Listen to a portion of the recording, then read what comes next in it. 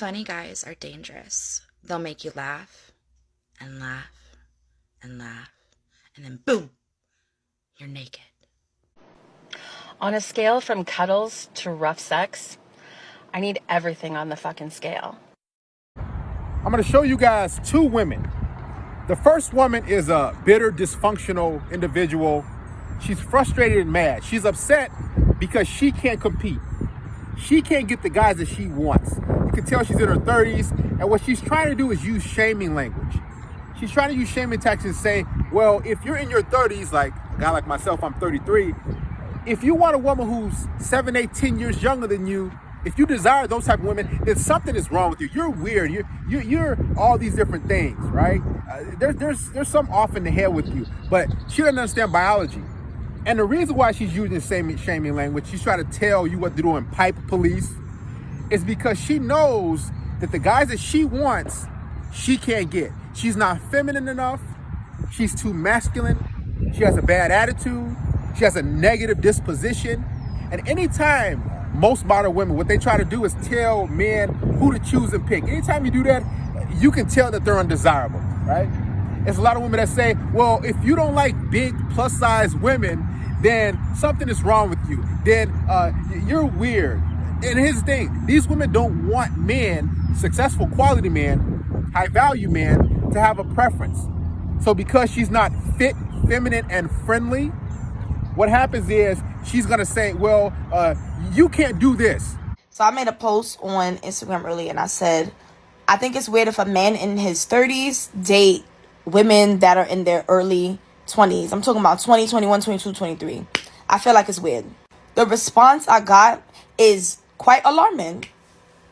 Everyone showed their true colors. I feel like someone 35 dating a 22-year-old, that is weird. When you just turned 21, legal to drink, she was 8 years old. I feel like men date women that age because they want to groom them. They're easier to manipulate. And you don't even have to bring anything to the table, really. You messing with somebody that's your age group, it's certain standards. Not saying that you can't have those certain standards in your early 20s, but a grown-ass woman is just certain shit that is not going to fly. And y'all want shit to be easy. So y'all go for younger women. And I don't want to hear, oh, the younger girls, they not ran through. Do y'all not see society in this generation? Them younger girls is outside. So that's not valid to say. Then it was other people like, oh, it was common back in the days. It was common back in the days. This was a thing. The difference between then and now, they made families out of this. Not saying that's right either, but they were marrying these women, having kids. The women were stay-at-home moms. Y'all not having families with these younger women. That's not what y'all doing. Y'all don't see a future with them. What y'all doing is just smashing. That makes it even more weird. Y'all not looking for a future with them. So the podcast men got a lot of men feeling like they're all alpha males. First of all, I hate that term. I hate it.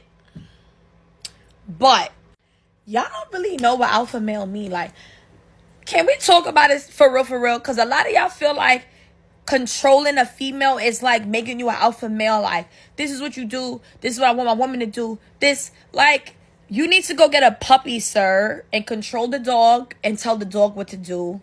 Now, the second woman I'm going to show you is a more feminine woman. She's probably not your cup of tea, but she's in her 40s.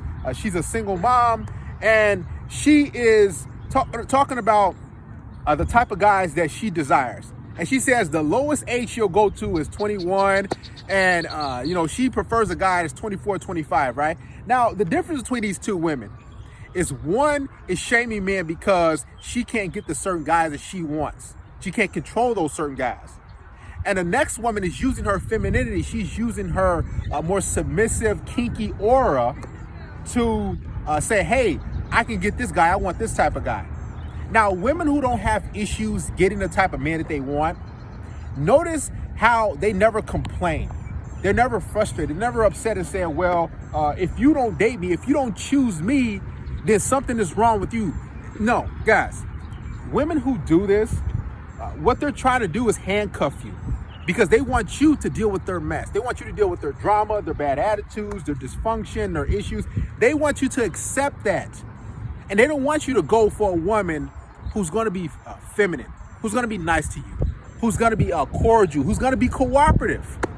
A lot of these women, they want to police you and try to shame you because they know for a fact that, man, if I don't use shaming language, I'm going to be alone for a long, long time.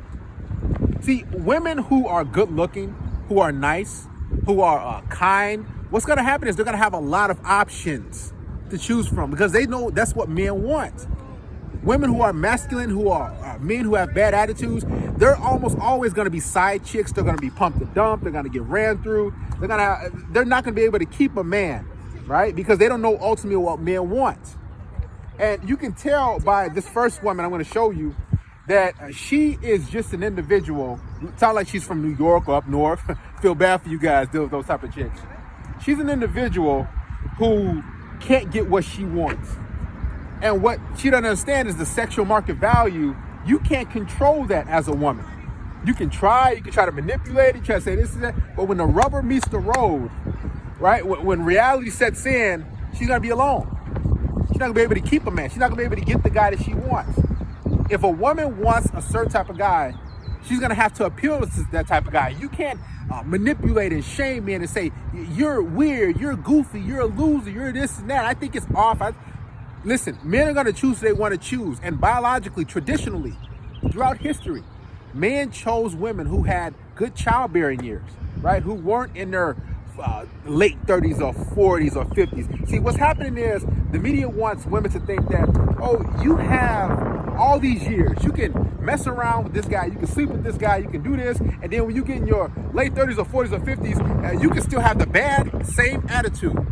You can still be negative and dysfunctional, and you can get the guy that you want. It doesn't work like that. Men are the buyers. We choose. We're the one that purchase. We do the investing for the most part financially. So how can a woman say, you shouldn't want that type of female? No, we're going to choose whoever we want to choose. And if you're not being chosen, what's going to happen is you're going to be frustrated and upset. This is what happens, guys, when women can't compete anymore.